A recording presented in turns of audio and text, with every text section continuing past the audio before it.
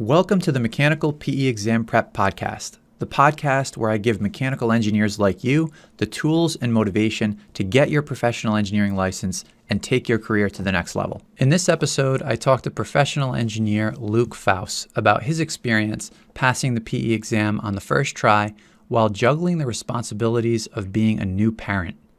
Luke possesses an infectious enthusiasm that I personally find inspiring, and I'm excited for you to hear his thoughtful approach to the bigger picture of exam prep. So with that, here's my chat with Luke. Luke, welcome to the podcast. Glad to have you here. And let's just start out, if you would share a little bit about your background and what you work on and what made you want to get your PE. Yeah, thanks, Dan, for having me. It's fun. I first started in 2016 as a intern at a firm in East Texas. They were very successful and they were so fun because they'd been around for a while, and so they just had a great mentorship program. So good internship, good segue into the career for a couple of years. I'd moved out of state, so I was south in Texas, moved up north to Michigan, and found a wonderful community, a wonderful woman to marry, and start a family with, and really a wonderful part of the total AEC industry. We're in the AEC industry for the most part, and we're working on different buildings and with architecture firms and construction companies, contracting companies. So as I kind of dove into this new market in the Midwest, I loved my foundation that I had really had. So shameless shout out to EMA. That's my hometown firm. They laid a great foundation for me, and jumping up into the Midwest, I knew that I wanted more. It's a little different because like the climate can be different, and that's not to say that every Midwest individual is doing projects where it's cold and the climate is up here. But yeah, I just was hungry to keep learning, keep diving in. Licensure was important. I rounded the corner of 4 years in the field, and you start to look at your family and your kids, and I mean, maybe it's a partner, maybe it's a significant other, maybe it's a spouse, and you start wanting the best for them and wanting the best for yourself. And you may start to kind of feel deadly after 4 or 5 years, and you've kind of learned nomenclature, you've learned systems, you've learned company culture. You're learning if you like what you do, if you don't like what you're doing. Maybe you're late 20s, early 30s, maybe you're in your 40s. It really doesn't matter. But if you're finding that excitement to kind of go after something, you tend to maybe want to look at it and say, how can I do this really well? And how can I just really set myself up for success? Yeah, awesome. So for you, you realized you kind of started asking some of those big picture questions around that point, kind of 4 years in, and you became interested in maybe making some changes, doing something more. And a lot of that came from the perspective of family. And that was one of the things I wanted to dig into with you because I know you were studying and you had a newborn. And Yeah. I, I, there's nothing that lights a fire under people more than either having a baby on the way or maybe already having a baby. But Yep. there's so much that goes into that logistically. And I guess I'll just toss that over to you. Like, what Yeah. was that like? And how did you approach that? Yep. Great question. We were a family of one at the time, and our firstborn might have been like a year and a half old, maybe 2 years, still very young. And we knew we wanted to have a growing family. Like we knew we wanted that. And so I kind of had this one stipulation. I mean, there's so many things out of our control when we're trying to have a family and grow in that area. But I just kind of thought, man, I want to be a PE before we have a second baby because babies are hard. And, growing your family's fun. The baby phase is tough with sleep and just teething. So, super practical. I just was like, looking at it at the end of the day and going, I really want to be a PE before we have a second kid.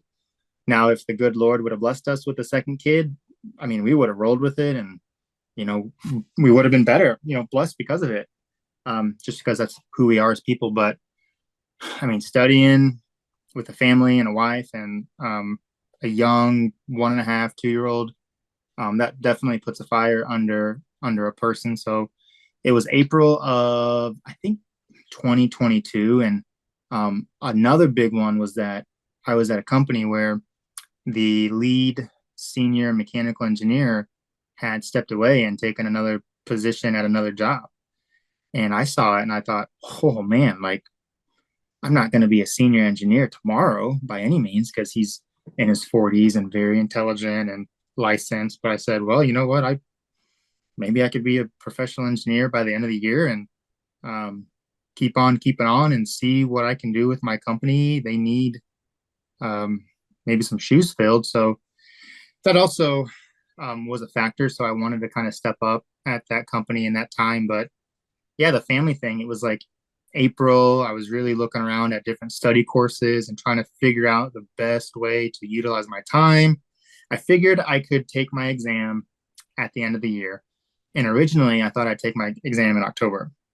That didn't happen. I took my exam in December just because I really wanted to be well rounded. And so, April, May, I was looking at different courses and just seeing the hours that different people in the industry doing these review courses kind of said it would take to study, and looking at it and saying, you know what, I can study in the morning for a little bit before work. I could study on my lunch break.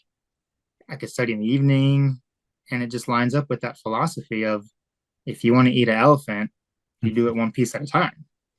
So daily habits of like 30 minutes, 45 minutes, an hour, just a little bit every day, like over 6 months, that compounding, just the way you grow. A lot of people underestimate the power of 30 minutes. So, whether it's reading a book or crafting a hobby or doing things that you love or working on maybe your physique or your mental health, 30 minutes a day. So I knew that across 6, 7 months, a little bit every day, anybody could do it with the right habits and, the right material. Yeah, that's a huge part of it is just establishing that consistent effort. And at the Yep, same time, being a bit flexible and not expecting that everything's going to go perfectly, which it rarely does. And I think really I does. remember some conversations that we had along the way where, things were going on at work. You were you were tired, you get pulled away from thing by baby responsibilities.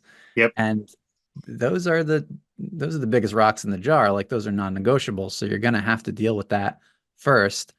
And how did you stay resilient through those kind of episodes where things would take you away from the goal of studying? certainly. Yeah. I think I had a hard rule that I wasn't going to go more than 2 or 3 days without doing some sort of absorbing of materials, some sort of studying. So I knew there was grace and that was going to be important. So I didn't really go more than 2 or 3 days of not sitting down for at least 30 minutes. Because you're right. I mean, things happen. And like we had family vacations. So I had family come up different times. And both times I'm, taking some PTO off work, but I'm also studying for 20, 30 minutes a day, doing one or two problems. Um, but yeah, life happens. The babies happen. The sleepless nights happen. So just, I think, giving yourself that grace and understanding that, your plan will be try try to study every day. I mean, I would really back that up and say that's a good habit of a little bit a day, but then give yourself the grace because the weekends are going to happen. You're going to go to weddings, you're going to go to events, you're going to go to different things that pop up that are really special for you and your family. And you're going to go to graduations and you're going to go to Christmas parties, you're going to have birthdays, and you may have a kid in the process. So Yeah. I'll tell you this. I'll tell you this. I would love to say his name. I don't think I can right now. Good buddy of mine. He went through the review course, the Dan Malloy review course. maybe I'll ask him later if I could share his name. But we were in college in like 2015, and I respect the heck out of him. A good buddy of mine. He's older, and we're in engineering school, and he's got a family. And I think it was his firstborn. We're in a class, and I believe it might be mechanic of materials might be the class. And I may have botched that, but some mechanics of material class, and the teacher would not let him retake his test. So we're in college, we're taking a test. He's having a kid, and his teacher would not let him. We had 4 exams for that class. And it was like, wow, this is intense. Like, this guy's having a kid. Anyways, his resilience pushed him over. I mean, he's still married, so his wife is still happy with him. But he came to the classroom at like 4 a.m. He's studying, he takes his exam, he goes right to the hospital. And I don't know the intimate details. I mean, she might have been in labor, she might not have been, but and then he has a kid, and then he graduates, and then 4 or 5 years later, he takes your course. He actually recommended the course to me. Um, but he did it, like, and now he's got 2 or 3 kids, and he's successful right now. And it's just like, oh my gosh, dude, you're doing this in college, and you got That's kids, and you're having intense. kids. Yeah. So I mean, you find ways. You find ways. That's it. And that's so big to just come in with that belief system that you bring to it, right? Like, yeah, you need material, right? And you need to figure out your schedule, and that's all part of it, of course. That's like the bricks and the sticks. But I really love what you just outlined in terms of that mentality, which is to be consistent, the importance of routine, but also with a lot of grace. Like, that's the balance that if I could just offer that to anyone who's about to start on this journey right from the Oh yeah. outset. Oh And yeah. I even want to double down on what you said there, because I know there's a lot of folks that are listening that maybe in a similar situation where they have a young child, or maybe are expecting a child. I work with a lot of candidates, and it's probably just the nature of the age that people tend to be at approximately when they're getting the PE, that if you kind of think about that as a normal distribution, there's childbearing years in there. And life doesn't pause because people want to get their PE. If anything, it's a motivating force. So Yep. most of those folks, if they're listening, they're nodding their head because they really understand exactly what you're getting after. But I really want to speak to some of the younger engineers who are maybe kind of listening and hearing this and saying, well, that's a totally different situation. That's not me. Sure. I'm Sure. young. I'm single. That's far away from me. But it's all of this stuff. It kind of why is it that a person that's so busy and has so many different things pulling on their attention is able to figure this out, and yet their challenge is sometimes different because there's no motivating force there. It's like maybe there's a span of 2 or 3 or 4 years where they could do it, but it just didn't seem like a priority, and it's easy to procrastinate. There's other things that are shiny or more interesting to do, and therefore it doesn't happen. It's just one of these things that like lives on the someday list. And I really just want anyone listening to this that is in that situation to sort of recognize that this situation is you in 3 to 5 years, or however long. And Yeah. if now would be an easier time, and you're eligible, and you have the opportunity and the interest in studying, you want to go for your PE one day, Oh yeah. maybe get going a little earlier. It might Oh yeah. might really Oh make a yeah. difference. Yeah, I would just totally agree. I'll double down as well with extra emphasis. I mean, if you're not married, or living a life with a spouse or another person, then please consider doing it now, because when you got a spouse or you've got a significant other and you're sharing your life and companionship with someone else, they also bear the weight, and they also are a part of the commitment. And Dan, we may have talked about it once too, but I feel like you really encouraged me to also celebrate with my wife. And I'd share that too with, people who are maybe single, they don't have a spouse. Like, you'll probably have a family one day if you desire that. And so just when you do, it's different. They're in it too. And you need their support, because, they may help you. And it could be a roommate too. I mean, it doesn't have to be romantic. It could be a roommate. It could be friends. It could be family members. You got to have that support system. And so, you may have to ask for extra grace with maybe laundry or chores or dishes or just, the things that you're kind of committed to at your house from whoever you're with, whether it's family, friends, or um, a spouse. So if you're young right now, go after it. Go after it. You're just getting dumber by the day. And that's what my first senior engineer boss told me back in 2017 when I got my FE. And at that point in time, I think the exam was still decoupled in Texas. You could take your exam for your PE, then get licensed 4 years after. And he just told me that. And, I did some fun things for 4, 5, 6 years between 2017 and 2022, I guess 5 years, moving different states, starting a family. But he was right. Like, you're fresh out of college maybe, or you're 2 or 3 years in the industry and you're learning your equations and you're learning HVAC and you're still kind of fresh with thermodynamics and heat transfer. Knock it out if you can now. Just drink that cup and go after it. And there's something to be said about that, because when you get your spouse and your kids and you're making dinner and you're doing laundry and you're getting pulled in a lot of ways.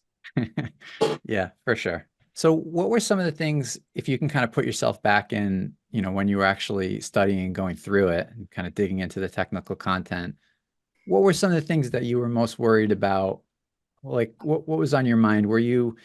Did you wake up every day confident that like I'm on the path, I've just got to do my daily thing and I'm going to get where I need to go? Or was there some anxiety there about like, how is this working? Is this working? Do I need to be doing something differently? What kind of a headspace Yeah. were you in? So, shameless plug, I was very confident in your course. And I know this interview is not about your course, but I had studied a lot of different courses and they wanted a lot more hours. And then I had the friends go through your course and they really emphasized the focus that you provide and just the really good content. So I knew, honestly, I was confident if I did your course, but in tandem also with the, I think, NCEES review test, 80 question review test. You've got two review tests. I knew it. Just you get that muscle, you train that muscle, the memory, the mechanical engineering, you practice the problems. I was very confident. I will tell you, an area that gave me some anxiety was test taking location. Mm. And I would advise candidates to jump on that soon, because I kind of thought I had grace and I had 4, 5, 6, 7 weeks. I think I got serious about paying and doing my registration 6 or 7 weeks before my exam date. And I spent, I mean, my finished, my whole, journey is this long. I'm like 80% done studying, like knocking it out. I'm close to being done. And I hadn't registered for my exam. So I'm up in Southwest Michigan and I had to take my exam an hour and a half east, as opposed to some of the easier locations in my area. I could have easily gone to a place within 45 minutes, but instead I'm getting up at like 3:45 in the morning. I'm getting my breakfast. I'm getting like everything together. I'm driving an hour and a half to a town that I've never been to, and I've never been to the testing center. So you can't sleep on that one. So that was my anxiety for like October, November. I'm trying to find these testing centers around my area. I'm in Southwest Michigan and Kalamazoo, and just these little places that have these testing centers, and they're full. They're Huh. full. They won't. They don't have me. They don't have any seats for me. So I go over to Ann Arbor, Michigan, and I take my test there, and I'm leaving at night, and it's December, and it's dark, and Oh, exhausted because I just spent. I'm up at 3:45. I'm driving over there. I'm done. I'm headed home.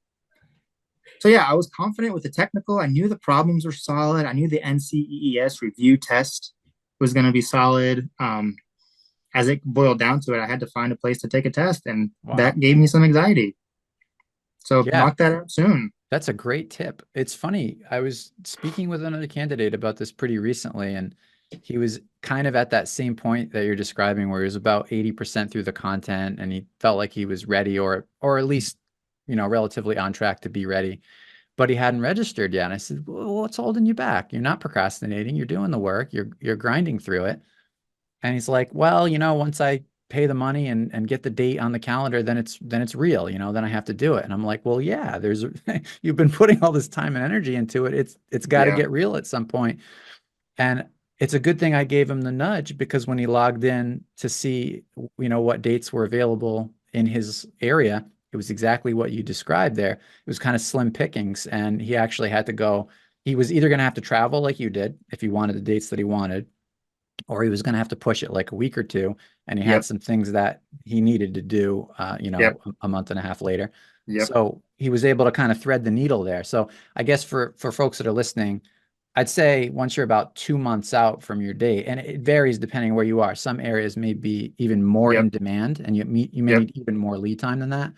But at a minimum, I'd say 8 weeks, and if you can get it done earlier, even better. I don't necessarily insist that folks register when they're at the beginning of their study process because sometimes, like in your case, Luke, you took 6 months, but you could have been, um, you never know. You could have been a couple months into it and maybe something needed to shift and change. Luckily, you were able to absolutely, stick with that. But absolutely, yep. And to your point, I mean, health changes over time. Loved ones, their health may change, your health may change, and projects may come up at work that you need to be maybe. I mean, there's projects where you may need extra certifications. I've seen that in the workforce with young people, and life happens. So, right. great point. Anytime you're making plans that go out half a year, it's starting to get. Just thinking about like projects at work and small construction projects like, small upgrades. We're going to knock down a wall over here. We're going to install air conditioning equipment over there, and it's done in a month or two. It's like if you get the schedule wrong and it turns into 10 weeks instead of 8, nobody's really too Yep, upset about it. But when you yep, have, multi-deca-million-dollar projects that are meant to span 6 months or a year or longer, yep, like all of a yep, sudden, the planning and the details, these things really start to matter. And one of the variables in that is people's availability, what they have going on, whether they're willing to travel. So the PE is just one more wrinkle to kind of throw into all that. And you think about yep, your career, yep, and yeah, it's all kind of connected. So it's something for folks to consider as they're figuring out what they want to do and when they want to do it. yep. And it just opens up a lot of opportunities, a lot of doors. So, I mean, getting that PE when you're in the MEP consulting industry, it's just a big deal. And it's kind of what sets some people apart and it lets them get certain access and certain opportunities. And it's a very, very positive thing. So speaking of that, did you have some changes recently that you would be interested in sharing? Yeah, yeah. I get to take a new job in the very near future. So um, I had been a part of a really a phenomenal organization for some time, and the culture was solid. The benefits were solid. I mean, um, they had some really cool things in place, so I was very happy there. And then I found an opportunity where the PE. I mean, I wouldn't have even been talking. I wouldn't have been even at the table if I didn't have my PE license, and so that just was phenomenal and really encouraging to see, and just the opportunity and I mean the level of responsibility and the need at this other company for um, a guy like me. And I've often said that I'm not God's greatest gift to mankind for engineering. I love what I do. I love people, and um, I get to now kind of embark on a new adventure with a new organization that they've got some really cool people on staff. They got some really cool projects, and it's just I think really going to line up with some things for my family. And it's hard to kind of pass up on things where it's really going to bless your family and it's what your family needs. So yeah, I mean the PE license, it just opened up that door for me. And Wow. I've had some phenomenal mentors just coach me through college and coach me through the industry and coach me through PE, licensure and exams. And so, yeah, I mean, it's cool. It's cool. The fruit of your labors, the fruit of your labors. Congratulations. Thank you. I love what you said there about being coachable. That's a quality that is probably under acknowledged and underrated, not just in careers, but in life, but kind of keeping it Yeah. in the realm of careers. Like Yeah. just thinking about the folks that I work with and who does the best with the program is not necessarily always a function of the program. It is a function of those individuals and the qualities and beliefs that they bring to the Yep. work, which probably affects all areas of their life. But yeah, like you and I get on a call and you ask me some questions and you really listen. You really want to know what I think about that because I think you believe and respect that I've thought deeply about exam prep. And Yep. I don't take that lightly that that you would have that kind of listening for my ideas and you take it on and you go away and you work hard. So I just want to acknowledge you for that, for being coachable in that Hmm. area. And I think folks listening, if you can do that in the realm of the PE, and even if you're not working with me, there's other programs out there. If take a hard look at the material that you're using and the folks that are behind it and what they're encouraging you to do, and really try to take on as much of that as you can. It's going to help, and that's Yep. probably something that can impact other domains too. Yep. And I'll maybe share some additional details on that. There's a phrase that I really like, and I think the two words are just so accurate. Loving pressure. You don't hear that kind of phrase a lot in the office or the industry. You don't really hear your bosses say, "Hey, I'm going to apply some loving pressure to you and you're going to step up and this is going to be the result." And It's not a management um, technique. it's not, yeah, you get in trouble with HR, but certainly, and I'm not saying that, the workforce, we need to talk about love or that feeling, but I mean, for me, if I'm ever going to be above a person in the sense that I'm helping grow them and nurture them, maybe they're stepping into the industry. I do think, my mindset is loving pressure, because if I care about them and if I want them to succeed, we don't have to say loving pressure because that's maybe gets some people feeling weird, but I want people to apply loving pressure to me. And then in turn, I want to apply some loving pressure to other people because when we care and when we see that gold in them and we want to pull that out, I think it is a loving thing to do to kind of coach people and then also kind of be coachable. So, I mean, I'm in a phase of my life where I'm very okay with people coaching me and I want that. And I'm 7 or 8 years into this and just kind of got licensed a few years ago and I could kind of mess some things up.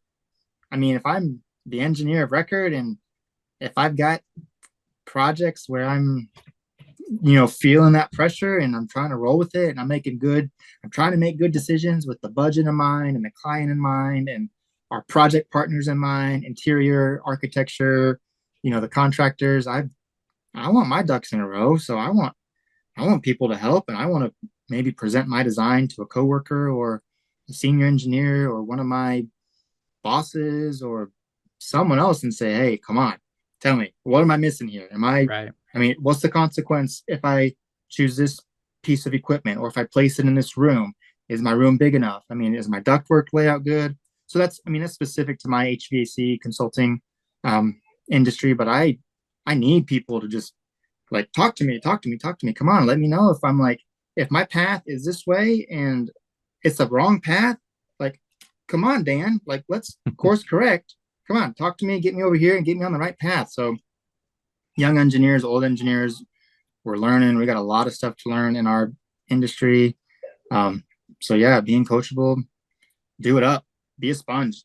Yeah, that's great. A lot of humility there, which is huge. And also, I think for anyone who struggles with that stuff, right? Like in either direction, whether it's, kind of maybe being a bit sensitive or defensive about your work and not wanting to hear feedback if it's negative, or if they're in a management position and they struggle to let their team know when something is not going well or needs to be improved.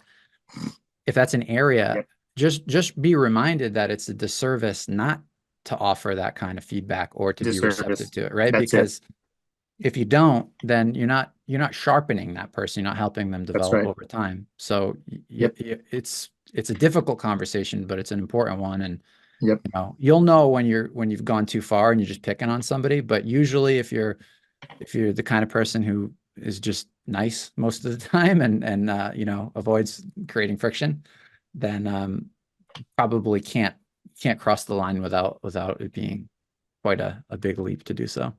Yep. This is so interesting that we're talking about all this stuff because I just think about the PE, and I think when people think about the PE, they think about the exam specifically, which is only part of it, right? There's the experience and the relationships that you have from your Yep. sponsors.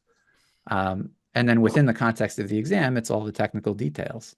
And that stuff is all important. That's why we focus so much on it. But it's really a treat here in this conversation to talk about all the other qualities of being a good engineer. And I like the list that you rattled off that's kind of specific to you about, your drawings and some of the assumptions that you made and the equipment that you're selecting. And, these are all considerations that uh, you know, may or may not work out. So you need some feedback on it.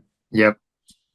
Absolutely. And, part of the PE topic that I just, would stress and emphasize, because you certainly do, is being a well-rounded, healthy individual.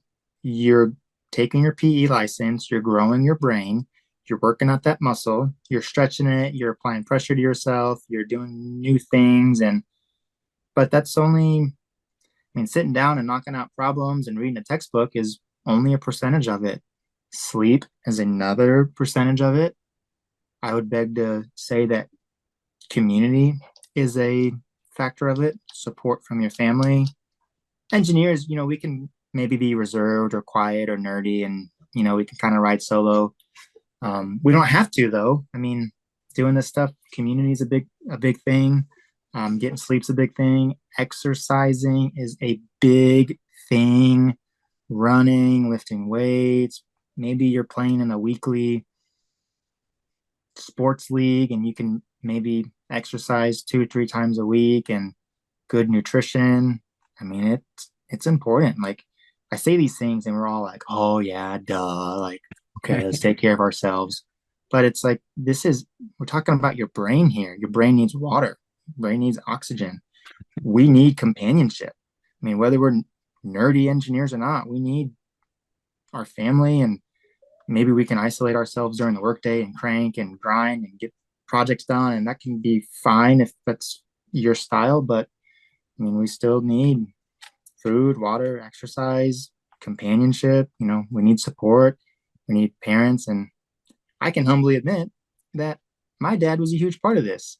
And as I guess, an independent adult with a family and a job, my dad still financially really helped me. And we had, I have a dad that loves me, and not everybody gets to have a parent that wants to invest in them. And so my dad, he helped me with some costs, and it took me about 6 months to pay him back because we kind of set up a little monthly plan, and we've got trust, and he fronted a lot of the finances for what I was doing with my review course. So maybe I'm rambling now, but I'm just trying to maybe emphasize that it's not all about work and problems. You have to set yourself set yourself up as a healthy individual with exercise and proper food, and just so that you can, when you do crank out the problems, you're taking it all in and your brain is just going, yes, come on, feed me.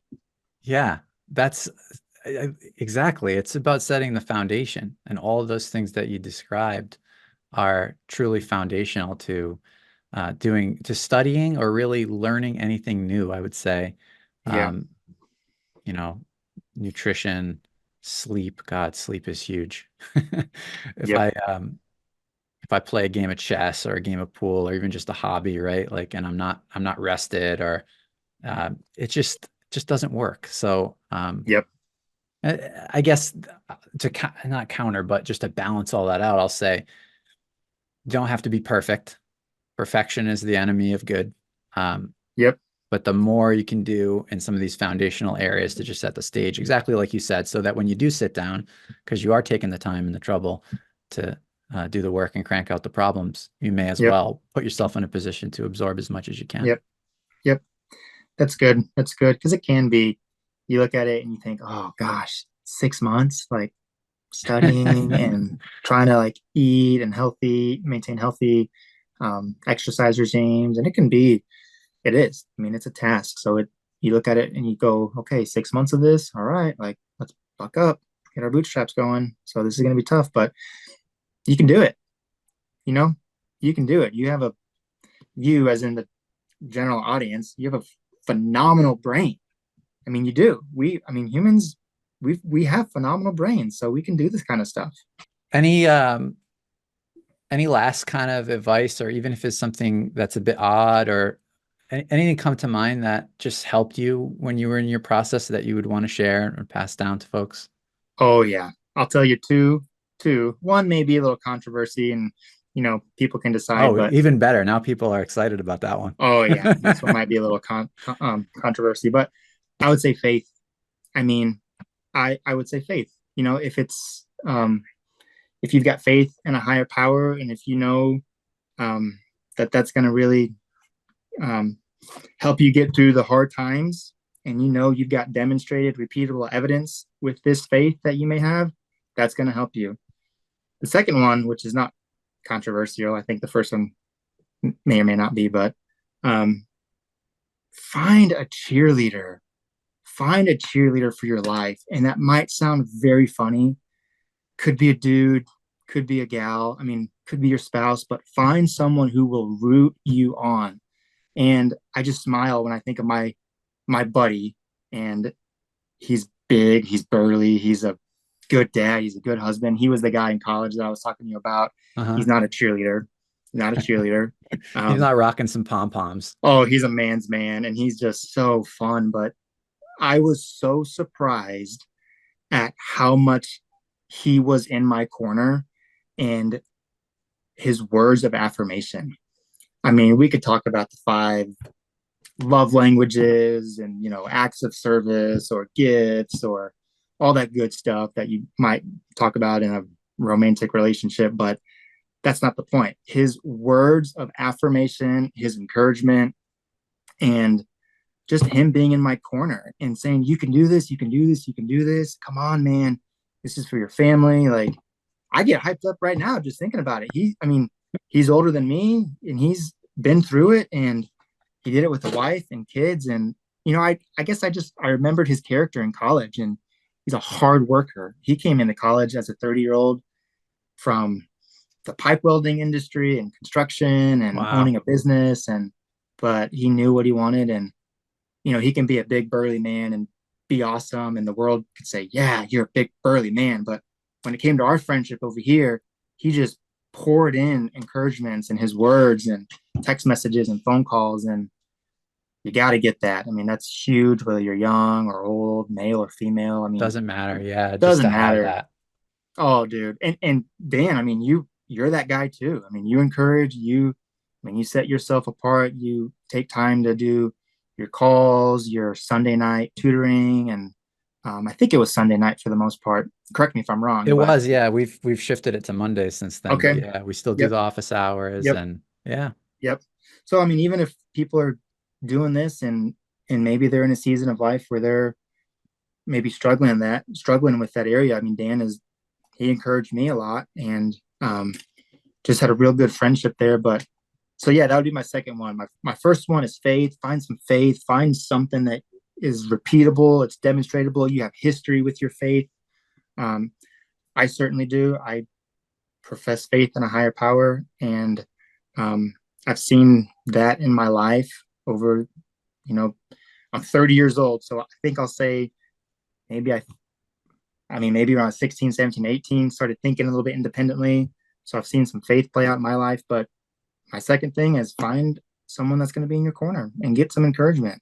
And you can even be vulnerable and let them know. Say, hey, you know what? When you encourage me once or twice a week, that really means a lot to me. Yeah, it's vulnerable and scary, and we don't like talking about our emotions, but it's going to bless you. It's going to make a huge difference. Well, It that will. is great advice for anyone that's listening. Really, really love both of those. And I think that if folks take those on and try it, they're going to be delighted with the results they get. Those are the little extras that make a difference on top of all Yep. the, the oceans of technical detail that we tend Yep. to fixate on. Yep.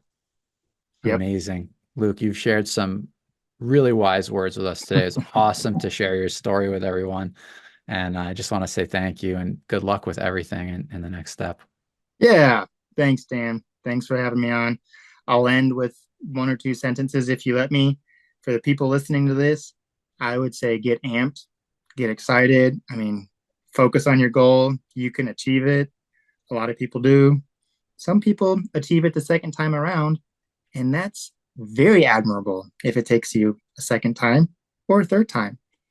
There's no, you don't have to be scared of that. So you can do it. Get excited, get your goals, and you'll hit a home run. And when you pass, you'll feel like you just won the World Series. Awesome. Good stuff. Thanks, Luke. Yep, you got it, Dan. You take care. Have a great one, man. All right, man. Have a good one. You too. Thanks for listening to the Mechanical PE Exam Prep Podcast.